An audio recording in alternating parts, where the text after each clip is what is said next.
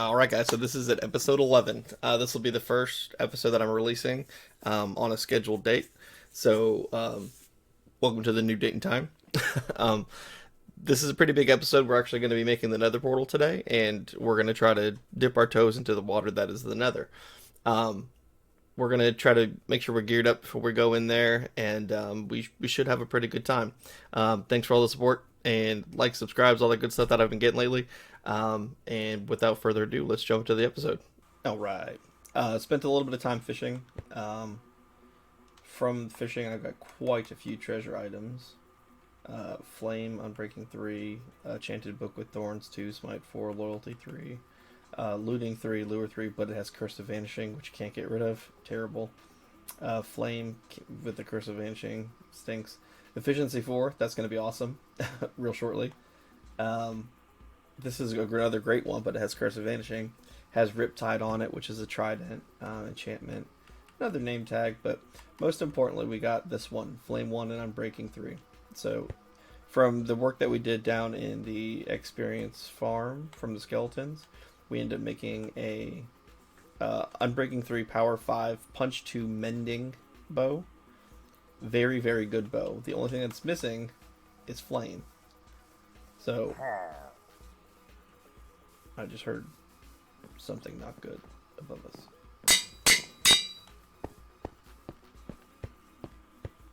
Those sound like illagers.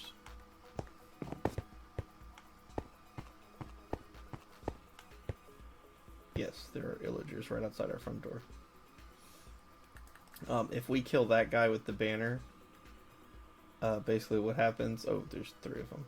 If I kill that guy with the banner, it's going to start a raid since we're right next to this village. And I really don't want to do that right now, so we'll just let them walk by. They can do their thing for now. But this bow is now arguably the best bow in the game. Like I said, you could replace Mending with Infinity, so you don't have to use as many arrows, but we have plenty of arrows, so like I said, I would argue that this is going to be the best bow that you can make in the game. It has all 5 enchantments that are going to be beneficial to the bow. Obviously, Curse of Vanishing is something that you don't want. You can put it on your bow, but if you die, then it disappears forever. So it's not a beneficial one, and it'll be labeled as red, just like here. Curse of Vanishing, Curse of Vanishing. There's something else down here with it as well. So yeah, not something that we want actually on our bow because it doesn't benefit us at all. So I'll show you what it does real quick because of the flame that's on the bow. With it having its power up to 5, its Roman numerals V is 5, it's going to do a lot of damage already, but the fact that it has flame on it, as soon as it hits something that drops meat or something, it's actually going to cook it instantly. So that is pretty awesome. So as you saw, we shot a pig, usually drops raw pork chops, automatically drops cooked pork chops now. And the fact that it has Mending on it, as soon as we pick up the experience orbs, it repairs it if it does take any damage at all. The illager with the banner on it looks like he disappeared, so let's kill this guy because he's flying solo right now. So, sucker! Alright. And like I said, this is going to be a very, very strong bow for us. So I'm very excited about this whole situation. Given the recent events of getting the enchantment table up and running and everything like that, I think it may be time to start working on getting into the Nether. So let's see how this goes. Okay, so we have our bow made, right? We just talked about that. Unbreaking 3, Flame 1, Power 5, Punch 2, and Mending 1, okay? So as far as range damage, we're going to be good. In order to get into the Nether and start making a difference, we're going to have to get some some better armor and some better weapons, alright? We're pretty much covered, like I said, long range, but looks like it's getting dark outside. Now that we have plenty of diamonds, we'll go down here and we'll take some of these out, and we'll start making some of our first armor pieces that aren't going to be iron. So you can see we've been wearing these since we first made them. These are the same first pieces of armor that we made. So we're going to make a jump from iron right to diamonds. So we're going to make one helmet, one chest piece, one legging, and one boot. Well, two boots. One set of boots. That's going to replace all of this. And we can go ahead and throw all of it on. Okay. Now we are substantially stronger than we were before. But also let's go ahead and replace all of our tools as well. So these iron tools, they've done great for us. We've went through many a pickaxe and shovel already. But like I said, it's time to move on to bigger and better things. So we'll get us some pieces of wood. We'll make those into sticks. And that should do it. And we've already got our amazing diamond pickaxe, which, by the way, we've added mending to in the anvil. I did that off camera, but I've been getting some books of mending from fishing, so I do have one more mending book that I'm going to save probably for a sword, is what I'm thinking. But I'm going to keep this pickaxe just like it is. Unbreaking Fortune 3, Efficiency 5, and Mending 1, so arguably the best pickaxe in the game. Like I said, you can replace your Fortune with Silk Touch, but at this point in the game, I really want Fortune more than I want the Silk Touch for sure. So let's go ahead and make at least one sword. We're going to make a diamond axe, and we'll make a shovel. Never waste a diamond on a hoe. Said that my whole life. Remember that. It's always good to keep in mind, okay? You can always make iron ones instead, and you don't do so much farming that you'll need a diamond hoe for sure, okay? So we'll go ahead and put away all of our extra old stuff. And we'll thank them again for their service. Thank you, iron. Thank you, iron. Thank you, thank you, thank you, thank you, and thank you. Alright, now we'll go ahead and replace them down bottom here. So we started with 67 diamonds. When we started making all of our armor and stuff. And now we're down to a grand total of 37. So we've still got plenty. We're not in any kind of danger of running out of diamonds or anything like that. But now that we have the full diamond, we can feel a lot more comfortable going into the nether. Okay, so I keep mentioning this place called the nether. And in order to get there, we're going to need just a few items. So we'll need a few pieces of iron.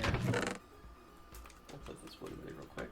And from all that gravel we've been collecting, we actually have quite a few pieces of flint, but we'll only need one piece for now. Okay?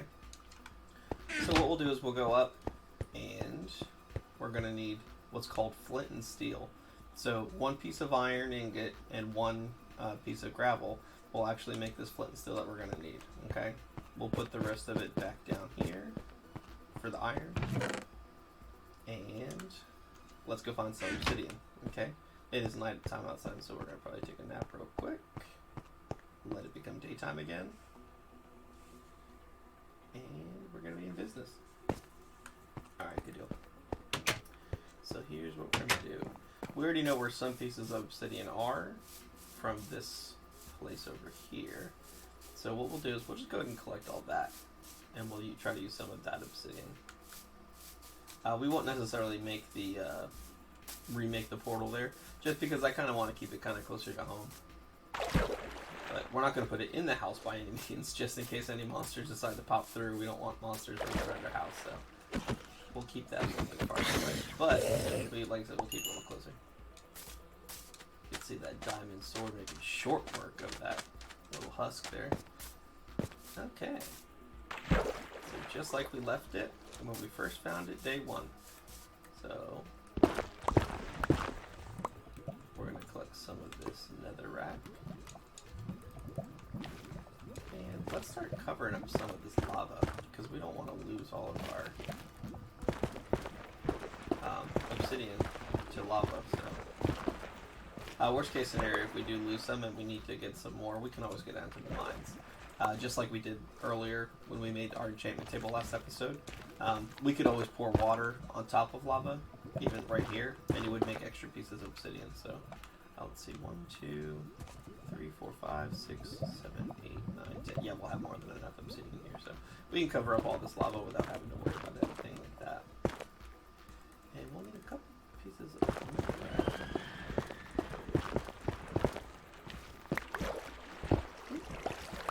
of these little magma cubes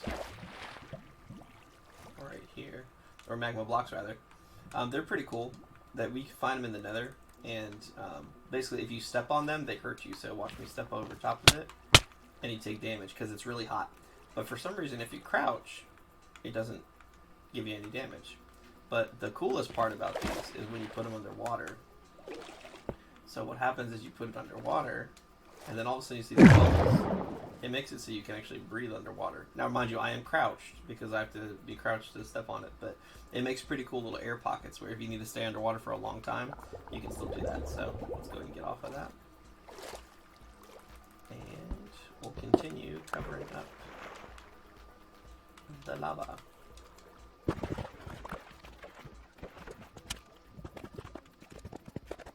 Alright, and let's start collecting some of this obsidian.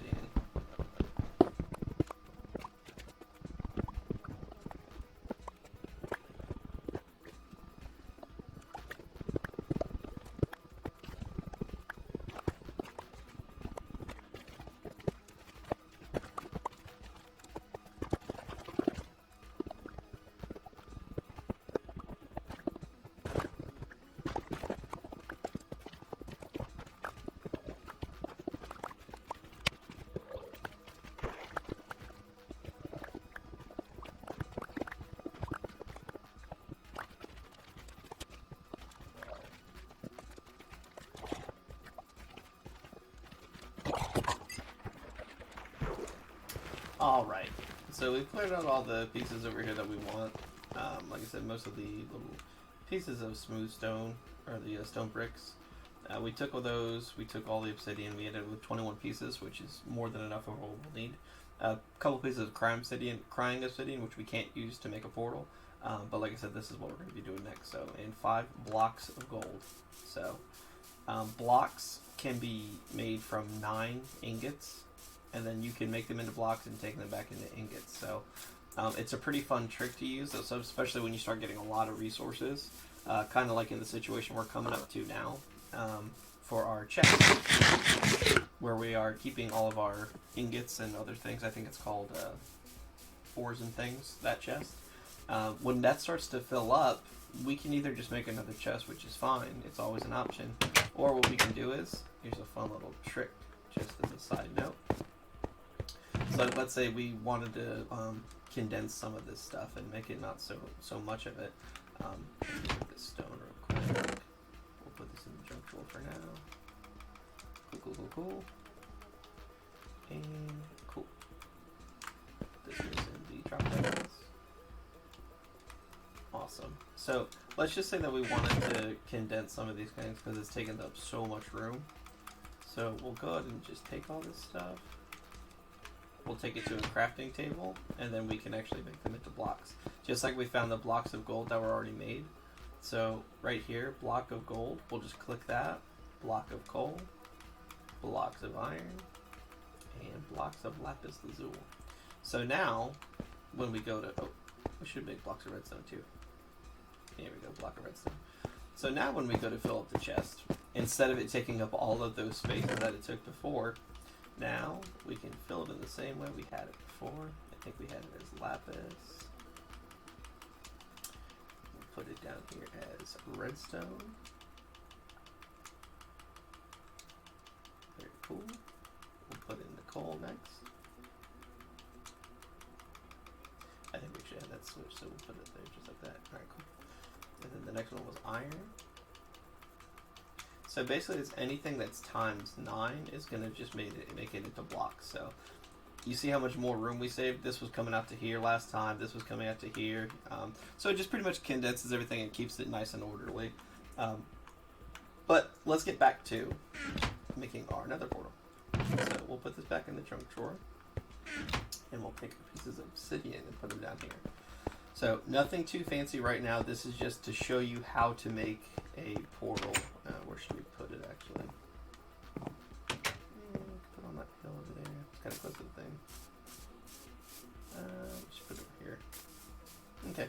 It's just so we can keep the portal kind of close to our house still, but still far enough away where we don't have to worry about mobs accidentally popping through, which we'll try to prevent too in just a little bit.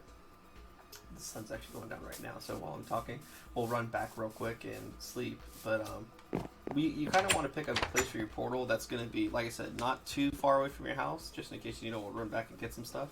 But also you don't want it inside your house, because every once in a while you'll have people or mobs come through your portal, and what you don't want is something popping up like in a chest room or something like that, a little storage area, because that could make for a very bad day.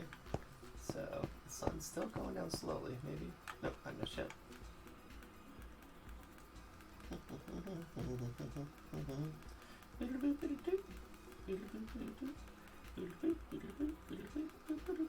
Let's try to. Fantastic. All right, so I'm pretty sold on this little spot over here. Yeah, like right over here maybe. I'll put it up on this little hill. So what we'll do is, this is the minimum requirements to make a nether portal. So we'll take 2 spots down here, and we'll dig those out. We'll go 1, 2. Then it has to go up 3. So 1, 2, 3. 1, 2, 3. So just like that. And then we'll need 2 pieces up on the side here. So here's what we'll do for that. We'll take this piece of dirt. That way I don't have to wait for the obsidian to break down. And then we'll put the 2 pieces of obsidian just like that. So this is the very minimum size that you need to make a portal. Can I reach that? Cannot. Ooh. Alright, cool. So this is the very minimum size that you need to make a portal. You saw how big the last ruins were that were over there. Much bigger, like probably like 10 blocks high, stuff like that. You can make portals that big, but it's not necessary. Like I said, you're just using a bunch of obsidian. So this is the smallest one. So what you'll do is to activate it, now that the frame's set up, you'll just take the flint and steel that we made earlier, and you'll light the base of it. And now all of a sudden, we have a portal. You can walk through the portal. It won't do anything. Okay? But if you decide to stand in it, that's really loud, by the way. If you decide to stand in it, it's going to teleport you to a place called the Nether. Okay? Now, going into the Nether, it's going to look like a very scary, fiery place. Okay? So when we go in there, like I said, we're fully geared up. We have all of our diamonds on. We have our diamonds weapons, and we have our fantastic bow that we're going to keep with us.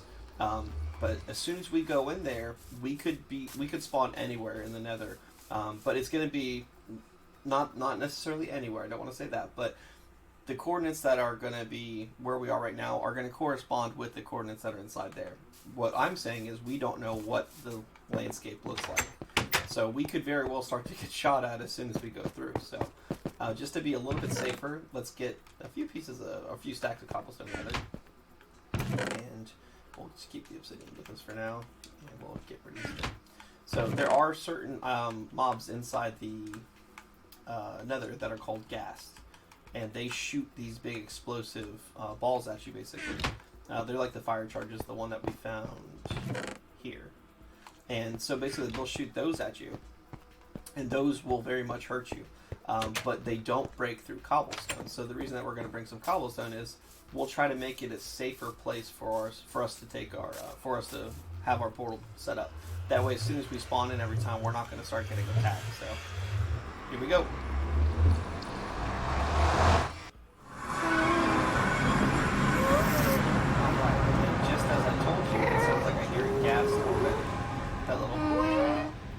Noise. Yeah, that's a ghast.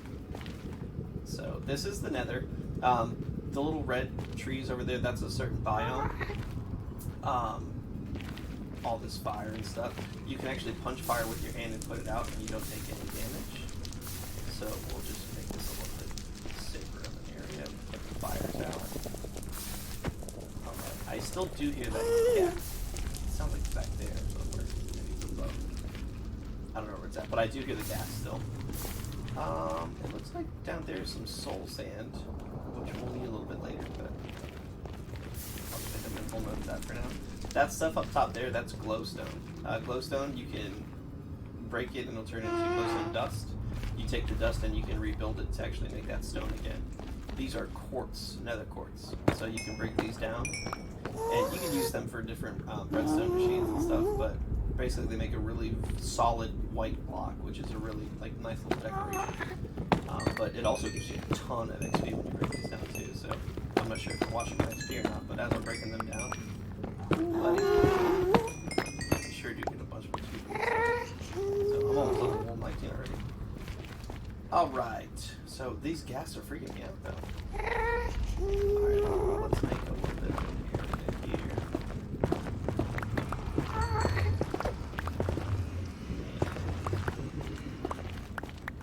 Said we're just gonna make it a little bit safer here. Can you hear this? Is it just me or am I going?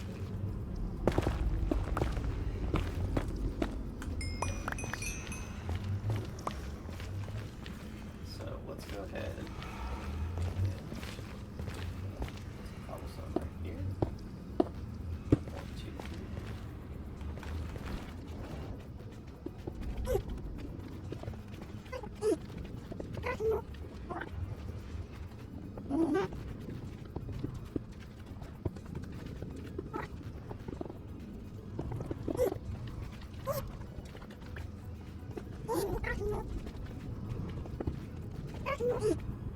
Oh, so right here, that's a ghast. Okay, those are the guys that can shoot fireballs at you. So anytime we see them and we have a bow, we're gonna try to shoot them because we do not want them to shoot us. So they'll drop little things called gas tears, which we don't have to worry about right now, but that's the little item that you'll see drop from them.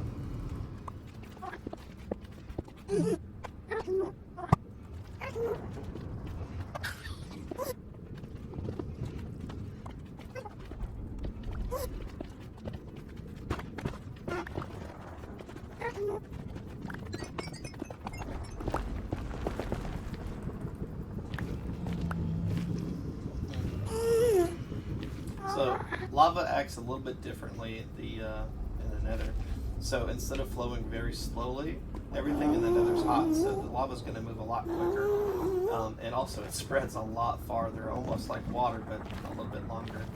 So we always have to be super careful when working around lava, because like I said, if we get caught on fire, it's going to be a very bad day. So whenever we see lava around our place, we'll go ahead and block it up, and it should go and disappear really quickly. Oh. That's the sound of gas shooting. So as soon as they get mad, they start to shoot at us. Oh, there it is. And like I said, we do not want to get shot by a gas. Okay, especially not right now when we're still trying to set up a little safe space for us.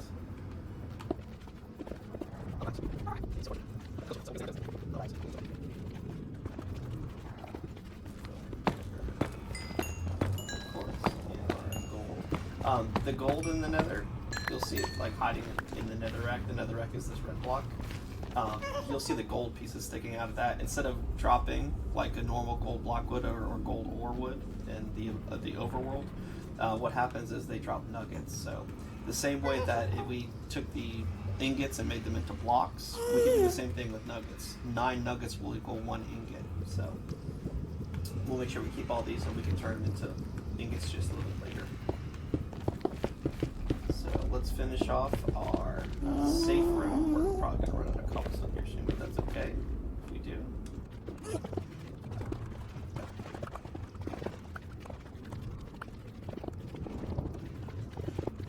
Sweet. Awesome. Okay. So what we'll do is we'll get a little more cobblestone, and then we'll finish off this floor. But most importantly, exits we can definitely.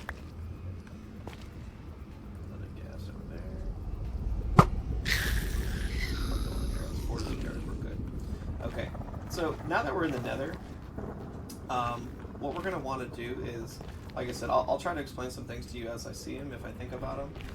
A lot of lava, so we have to be super careful. Instead of water, like it would be in the overworld, it's all lava down here. So just complete lakes of lava, and like I said, they're still going to hurt you just like they were above. You're not immune to anything in here. It's all just very dangerous. So let's get rid of some of this fire.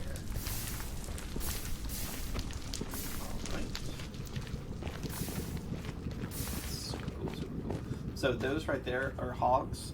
They're not in the overworld, but they are in the Nether. That's where they spawn. And just like pigs, they'll drop the pork chops for you, but they're going to be aggressive and will actually attack you. So I decided to finish them off with my bow just because I'll get the cookie drops instead. So always having food is going to be super important here too. These are just different mushrooms that you can find in the nether as well. So look at them. And crimson fungus. Alright. These are the red trees. Like I said, they'll actually they'll drop wood just like normal, and they'll have a really nice life to them. And these are the fun little light source too. We'll break one of these down so you can look at them. So it's the shroom light. So it's basically mushroom light. And then the crimson stem. Crimson's another word for red. And oh, we see our first little group of piglings over here. So piglings are angry little piglings that like to attack you. So we'll make sure to take care of them real quick. Oh, thanks. Alright, cool. They're very angry. Very angry little mobs that will come up and attack you, basically in groups. So it's really not good for them to get any kind of upper hand on you. So what we'll do is we'll kind of stay by here. What I would always suggest you do, if you know how to read coordinates, the position where it says like 175, 72, and 47, this part of the screen right here, those are your coordinates. I would always mark those down and just write those down. And if you do happen to get lost, at least you'll know where to come back to, where it is, you know. Because sometimes you'll get lost exploring in the nether, and oh, I fell down a hole. Not good. So sometimes you'll get lost while exploring the nether, and it's not necessarily the best situation to be in. Because like I said, if you get lost, you'll eventually run out of food, and you'll run out of hunger, you'll run out of durability, and you're going to have a bad day, end up dying and losing all your stuff, which is not a good situation to be in for sure. So what we're going to do is get rid of this hole right out by our front door for one. Alright, and so we don't have to worry about falling again like that. Alright, good deal. That's a big drop. Alright, so you're going to be wondering what's the purpose of coming to the nether if it's such a dangerous place. So basically inside the nether, we're going to be looking for what's called a fortress. The fortress is where a certain set of mobs are going to spawn that we're going to need. Most importantly, there's a flaming little mob called a blaze. They shoot fireballs out, but they only spawn within another fortress. The reason that we need those is because they drop what's called a blaze rod, and blaze rod's needed to make blaze powder, which we're going to need to eventually beat the game. So, do we have to be here? Yes, we do, unfortunately. We have to go through this just to find enough blaze. Also within that fortress, there's going to be things called wither skeletons. They're just like the regular skeletons, but instead of shooting arrows, they actually hit you with a very large sword, a stone sword, and they hurt a lot. So, not to mention that they put a little effect on you called the wither effect, which is just very bad. It hurts you a lot, so we're going to try to avoid getting killed here by all means and at all costs. So I still hear some gas and it's really scaring me, but we're going to try to go ahead and build a bridge out. So what I like to do to try to find nether fortresses is there's the gas. He's underneath us. That's why we could hear him but not see him. Cool. Alright, so what I like to do when I am looking for another fortresses, I like just to pick a direction and I like to go that way. It's a lot safer for us if we don't get lost. So once I pick a direction, I'm just going to start building that way completely. And I really should be using cobblestone to build. Because if a gas decides to shoot us, we run the risk of falling off always. But we don't want the bridge to break underneath us. So I should technically be using cobblestone, but I had plenty of netherrack here. I still have more actually, so I'm going to keep going. I definitely, this gas is freaking me out if you can't tell. I keep looking over. So let's just keep going this direction for now. And hopefully no one decides to shoot us down. Because sometimes the piglings will shoot us down too, so this is a very bad place to be, because if I get shot, I'm going to land in lava and die and lose all of our stuff, which would be very bad. That would be sad.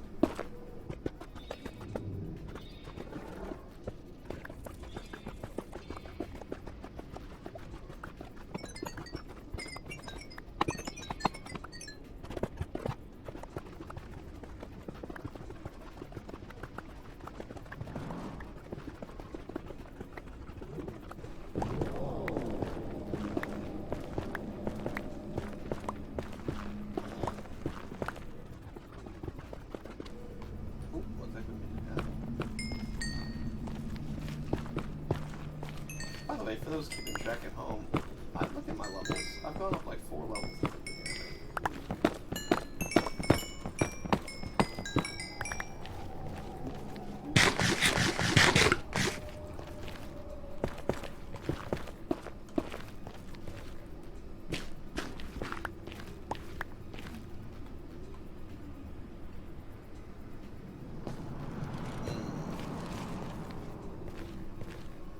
That is an awfully big drop into just pure lava, so let's avoid that direction. I do want to still keep going this direction, but let's turn a little bit. Just because if I fall from that height, I'm dead. Like I said, we'll just make a quick turn. We'll probably go like 20 blocks or something. Yeah, we'll go 20 blocks, okay.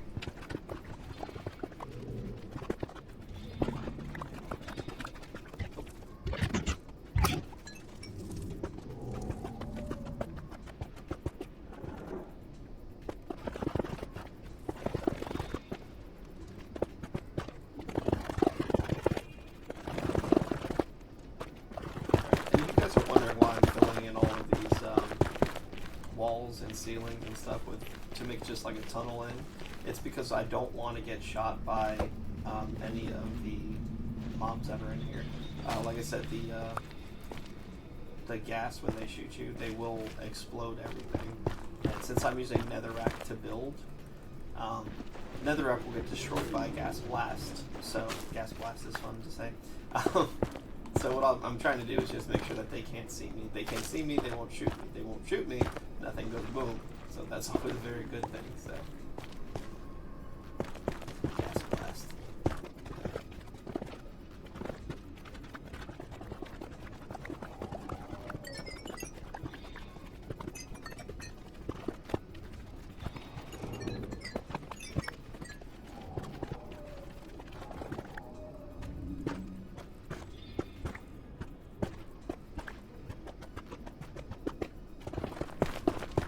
Oh crap. Is that a fortress right there? Oh, guys, I think we found a fortress already. Oh, we sure did. Nice.